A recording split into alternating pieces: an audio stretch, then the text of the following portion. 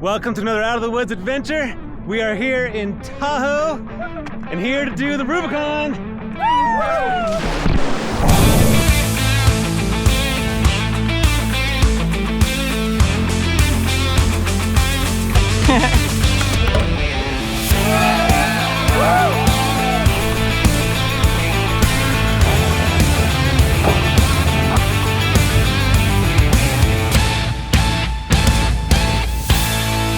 Before we hit the Rubicon, though, we have some very important business that we have to get down to. And that is to enjoy Lake Tahoe for a little bit. All right, Kira.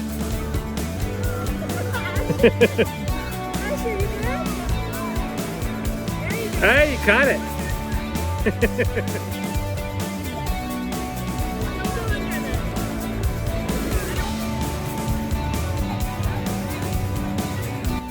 Hey, Asher.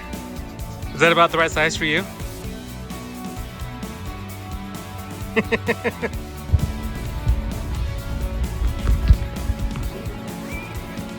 Come on.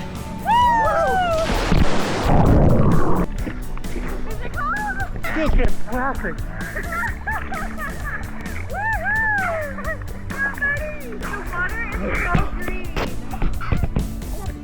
Ready, set, go. Good job, dude. You gonna swim to shore? All right, see you there.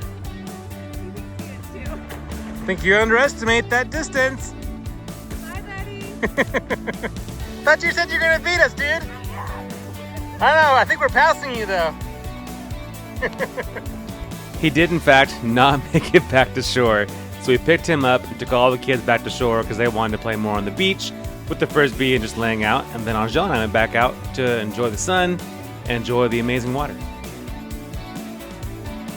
Just chilling back here while he's doing all the work. Thanks, babe. It's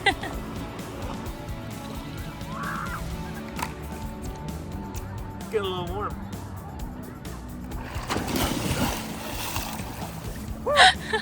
Feels amazing. So I just recently learned about paddle boards that are that big that can fit a whole family. And as soon as I saw it, I'm like, I gotta try that. And we walked by this shop over here. They're called Sup Tahoe, and saw one. I was like, buddy, Had to have it. we gotta do this. Totally worth it. It was $80 for an hour, kind of expensive. But now I kind of want one because that was pretty fun. Now I think we're gonna go back and hang out at the beach for a little bit longer, and then find some dinner, and then Walk go around, sleep. shop. Yeah, shop a little bit, then go sleep, and then tomorrow we are joining Jeep Jamboree to do the Rubicon, and I am stoked. Been wanting to do this for years. After a good dinner and some more time hanging out at the beach, we hit the road to head to our hotel. We decided to get a hotel over in Placerville because it's the closest location we could find to the south entrance to the Rubicon, and our meetup time in the morning is 6 a.m., so we wanted to get as much sleep as we possibly could. After a very quick night of sleep, I honestly think I blinked and I was awake and back in the Jeep. We found the closest gas station to the trailhead and topped her off, and now we are on the way to the Rubicon. But first, I want to send a huge thank you to our sponsor, Seasucker. If you've watched any of our other videos, then you'll know just how much I love these mounts. Whether it's my roto packs, my shovel, my paper towel, I mean, we have a pretty big box of Seasucker products in our garage, and whether they're sponsoring me or not, I absolutely love their products and use them on every single overland trip we go on. They're just that good, and I'm really excited to put them to the test on the Rubicon. Well, good early morning. It is beautiful up here. We just got to the registration. We're gonna get aired down and then hopefully find some breakfast. Look at that view back there of Loon Lake. It's incredible. So excited to be here and finally do this trail. If you have a Jeep, you need to know about Jeep Jamboree. They host weekend trail rides all over the country and actually all over the world on some of the most beautiful and famous trails like the Rubicon. I think one of my favorite things about Jeep Jamboree events is all the amazing people that you'll meet and the friends you'll come away with. It also gives you the chance to drive some pretty amazing trails that you might not otherwise do, whether it's because of the difficulty and you're just not quite sure if you're there, or just not wanting to do it alone. But here you have guides every step of the way helping you through all the hard obstacles, and you're doing it with a bunch of other great people that are learning just like you. It really is a really fun time and a great learning experience. So we just got all registered, got our breakfast and our lunches. Now we just hang out until it's time to go. Actually, we'll have a meeting here soon and then we'll go. So forgot to mention, we have 2 newcomers to Jeep Jamboree. Both Kira Woohoo! has never been to Jeep Jamboree, and her friend Brooklyn has never been off-roading, and she's doing the Rubicon, so that's pretty fantastic. And of course, Buddy is a Jeep Jamboree Pro. This is your 3rd, right, dude? Yep. Excited for another one? You excited to drive the Rubicon, dude? All right, here we go.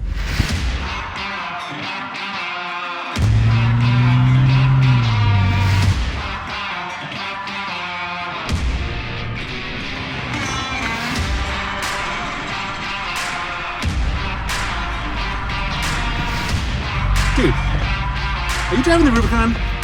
Yeah. Good job, dude. Hey, buddy. Hey, hold on, dude. What does it mean if I say passenger? I don't know. That means turn towards passenger side. And if I say driver, that means turn towards us, okay? That's off-road terminology. That's good to learn. Like any other moderate to difficult trail, the very first obstacle is the gatekeeper. And this gatekeeper is no joke. It definitely gives you a really good idea of what the next 22 miles are going to be like.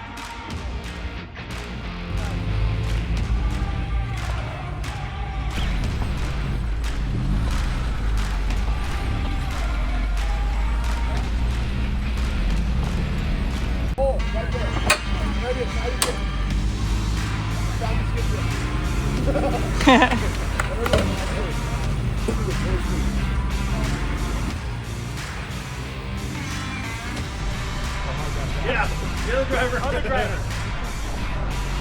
There you go. Yeah.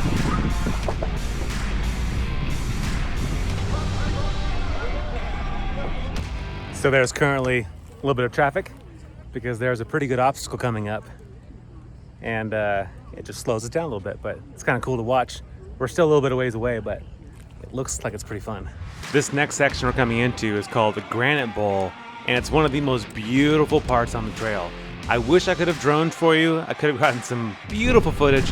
Unfortunately, with the helicopter flying back and forth to camp, bringing all of our food for tonight, I couldn't fly. But you can still tell it's absolutely beautiful. And now it looks like we're coming up to our next obstacle, and a Gladiator that's having a little bit of issue with it. One tip I've learned over the years wheeling is watch other vehicles when they're at obstacles like this, not just for the fun of watching them, but also to study their line and see if maybe you could find a different line that would potentially work better for your vehicle. And with different vehicles, it's going to be different. The Gladiator has a much longer wheelbase, which is good in some situations, but makes it harder in other. Whereas a Jeep like this, with a very similar wheelbase to mine, is a good vehicle to watch, so I know what route is going to be easiest for me, compared to a two-door like this, which is going to be a little bit different.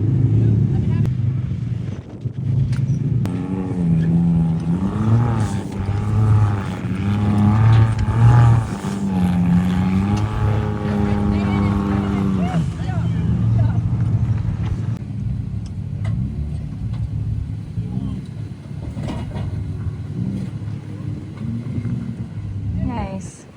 Now, after watching everybody else go, I have a pretty good bead on the line I want to take, so we'll see how it plays out.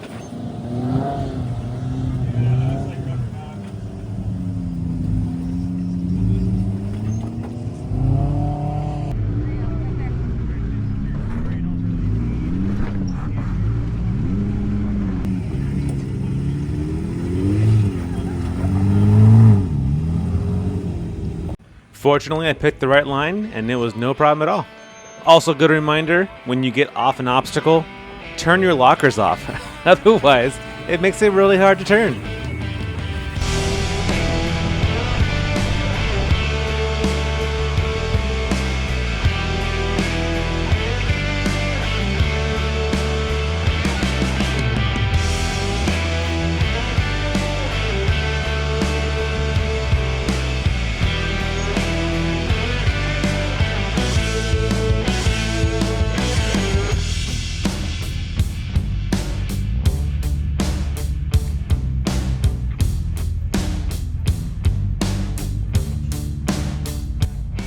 After getting past some of those larger rocks that we had to climb around, we found some more normal basketball-sized rocks, so I let Asher drive for a little bit. And this is when Kira noticed her arch enemy, my 360 filming from the corner. Ah, it's me! I just clipped myself. No! I clipped myself. Good job, dude. Good job. For those that aren't fluent in Gen Z language, like myself most of the time, I clipped myself from what I understand. Basically means it's a bad photo, either it was a bad angle or whatever, but at the end of the day, they don't like it. So I hope that helps for all those non-Gen Zers out there, like it helps for myself, because I'm always having to ask what all these words mean. I knew the Rubicon was going to be a really tough trail with lots of climbing like this. What I didn't expect is the quote-unquote easy sections would still look like this. And this makes up, I mean, more than half the trail is just lots of boulders like this that still keep you rocking side to side and front to back, and you're just always having to fully be aware of where you are, where your tires are, so that you don't hit something you're not supposed to.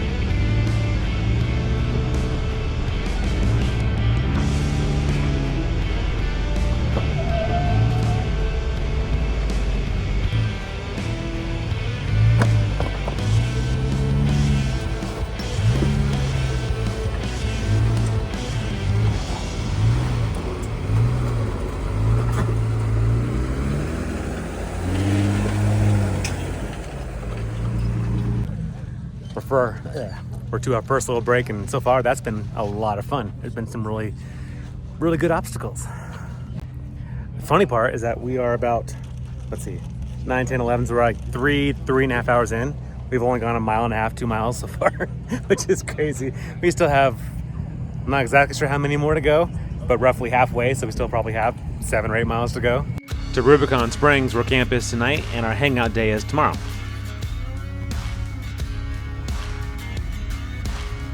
So somehow, in the middle of one of the bumpiest trails I have ever driven here on the Rubicon, both Kira and Asher have fallen asleep. And we're just doing this, and they're just sound asleep.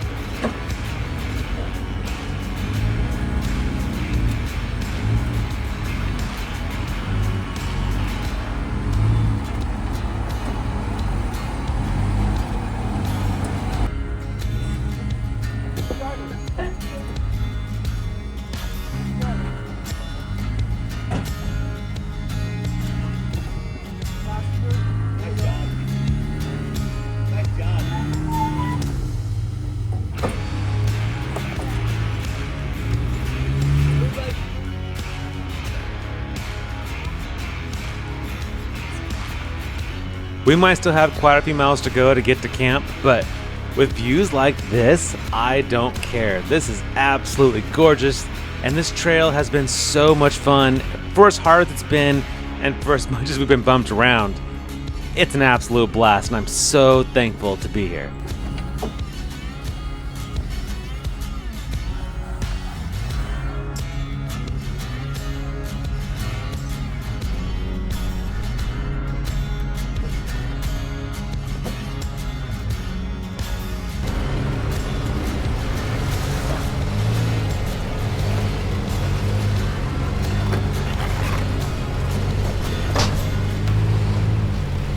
So we're a little more than halfway so far. This has been an amazing and really hard trail.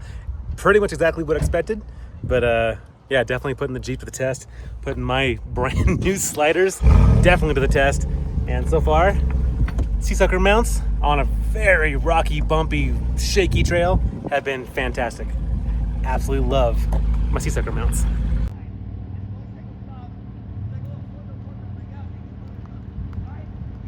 So some sort of hold up. I don't know if someone broke down or what. We've been here for about 15 minutes. So I'm gonna go ask some people and see if we can figure out what's going on. But our camp is basically back over there somewhere. So we're not far, but It's almost 4 o'clock. It's definitely going to be a little bit later than I was thinking it was going to be getting to camp, but that's just part of doing the Rubicon. So it sounds like there was a slashed tire that happened right on the trail. So they had to take a few minutes, get that fixed or swapped out. I'm not really sure, but we are moving again. It's very slow because now we're all backed up. And from what we were told, we have, it's 4 o'clock right now, and I think we have about 3 to 4 hours left. So be a little bit later night in the camp. Hopefully we still get steak. So we just got to Buck Island Dam crossing, and it sounds like they might have some ice cream for us. So that sounds fantastic. Also, I want to give one more kudos to the trail guides here, because this is a hard trail, has some really, really tough spots, and they make it a breeze. I have been fully putting my trust into them and have got through everything so easily. Yeah, if you're wanting to expand your skills and just get more comfortable doing this kind of, especially hard wheeling, Jeep Jamboree is the place to do it, because you're going to learn a lot. Found it. That's good. Hey you guys, do you know where that ice cream came from? They flew that ice cream in by helicopter. So that is legit the most expensive ice cream you have probably ever eaten. And it was so good. I don't even want to know what that cost per popsicle. As we approach the next obstacle, I want to send a huge shout out to Last Fit Off-Road for these amazing locker switches, way better than stock. Do you want me to get out for this? That's what we like to see. Absolutely. When we got to this obstacle, this was the first one all day that actually gave me some issues, partly because my tires were wet, but the other side was that for some reason my front locker just did not want to engage. Last fall, when we were off-roading over in Ouray, Colorado, is the first time I ever had that dreaded light come on my dash saying I was having an issue with my front locker. I have since hardwired it with the Last Fit switches, which has helped, but unfortunately I'm still having issues with that front locker working, which I'm pretty sure is just a locker issue that I'll have to figure out another way. But it did eventually click in, and then I crawled right up without a problem. So hopefully it'll all still work for this next obstacle, because from what I understand, it's relatively big and is giving some people a little bit of problem.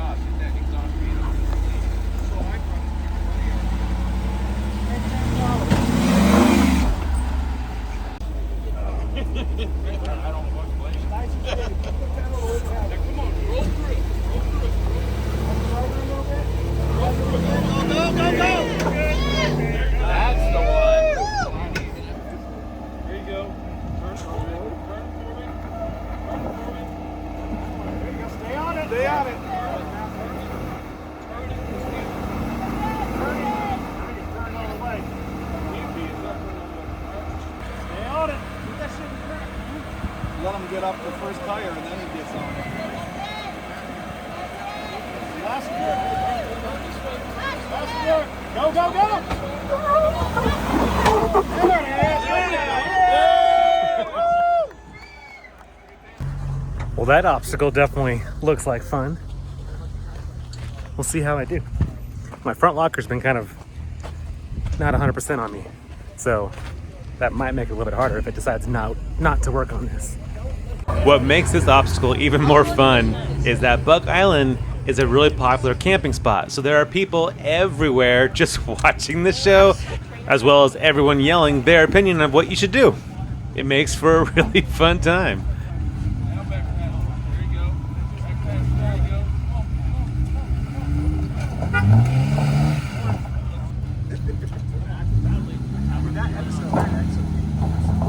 Seriously. He's gonna hit him. Yeah. Woo. That wasn't too bad. A little bit tough at the start. My lockers, they're acting kind of funny. They're slow to engage. They did finally engage on that, but it took a little bit before they did. I'm not really sure why. Then once they did, that was good. So it's definitely getting later in the day now. We're all getting a little tired, but we can't let up yet because now we're entering into Big Sluice, and this, from what I understand, is not an easy section. Tickle, tickle.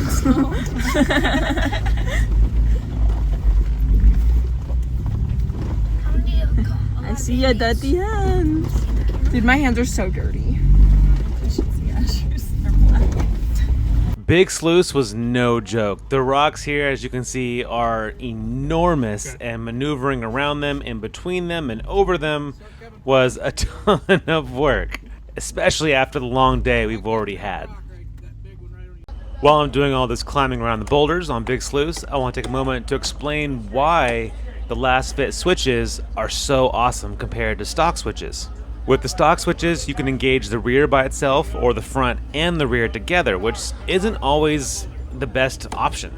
With the last fit switches, you can turn them on independently, which is so nice depending on the obstacles you're coming into. You might just want your front or you might just want your rear, and with last fit off-road switches, you can do that. Hey, Dad. Yep. How old do you think that photographer guy was? He said he was in college. Oh! Bro, that's illegal. So? Yeah, Kira. She might not be all that enthused about the off-roading we're doing, but at least you can find some joy in looking at cute boys, even if they are in college and way too old for her. So we were just talking about what this trail is like, and we've done a lot of hard trails in Colorado and Oregon, Washington, whatever, but and a lot of them have had sections like this. Like there were some trails like Poughkeepsie Gulch and Ouray had sections like what we've experienced here on the Rubicon. The difference with the Rubicon is that there you have a section here, a section there with like forest road in between basically. This has been 12 hours right now, or no, 11 hours right now of only that, which is exhausting, but it's so much fun, and I feel very, very, what's the word? Fortunate, yes, but no, just excited, and this is just a really cool experience. I'm really glad that I'm getting to do it. Also, the really, really good news is that we are almost to camp, and we can almost relax and have some steak.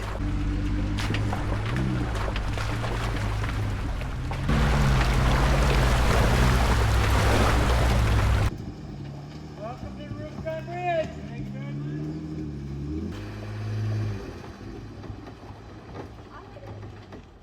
What are you doing? Listening for an echo. What do you think you're doing? It's the Bigfoot chant.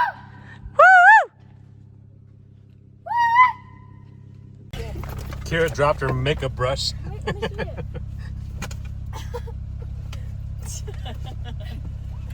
What'd you lose?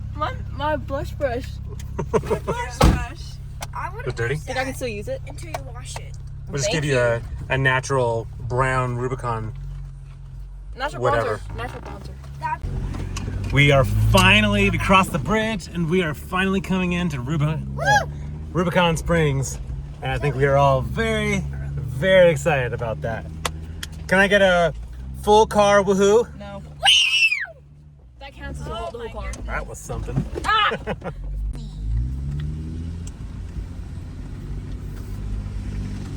I'm just gonna find a spot.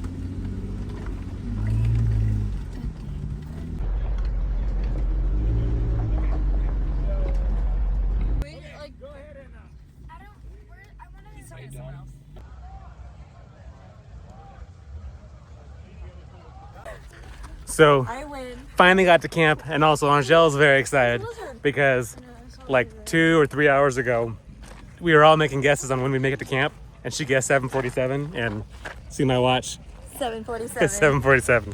So very good, you win the prize. I don't know what the prize is, but you win it.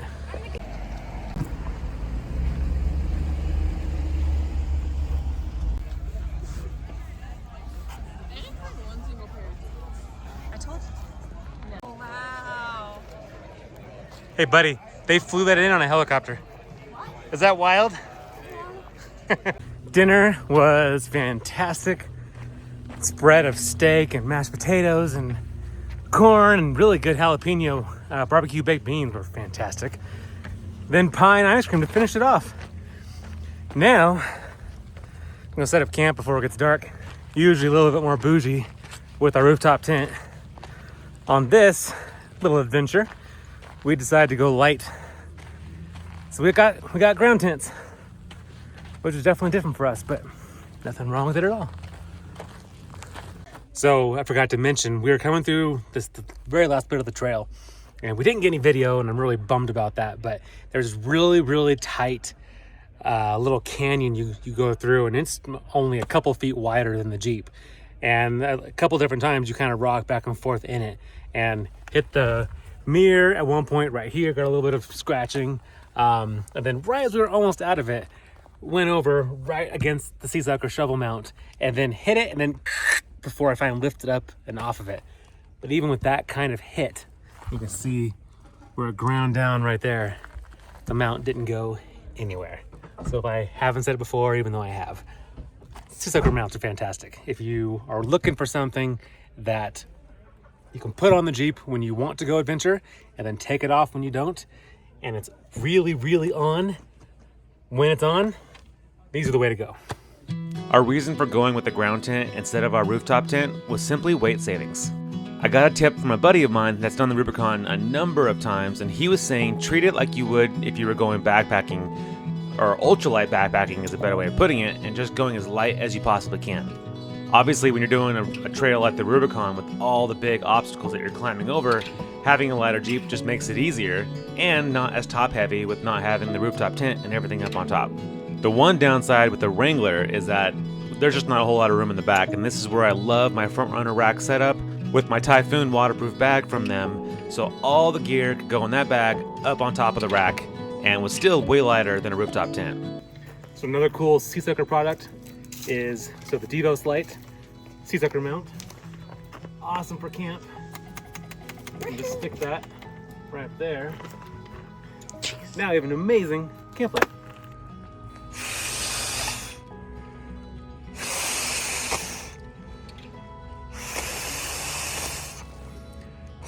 Love blowing up bags at altitude. It's so much more fun.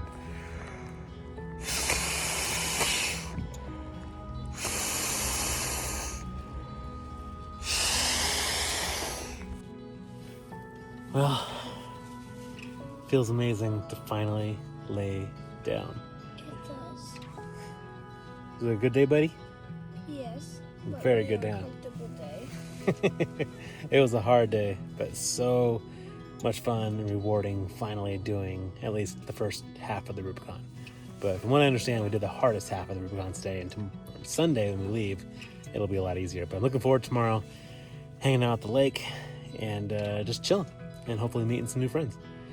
But until then, we're getting some sleep. We'll see you in the morning. I really hope you've enjoyed part 1 of our Rubicon series. Part 2 is coming really soon, so definitely like and subscribe if you want to catch that. We have a lot of fun in store for day 2, as you can see. See you then.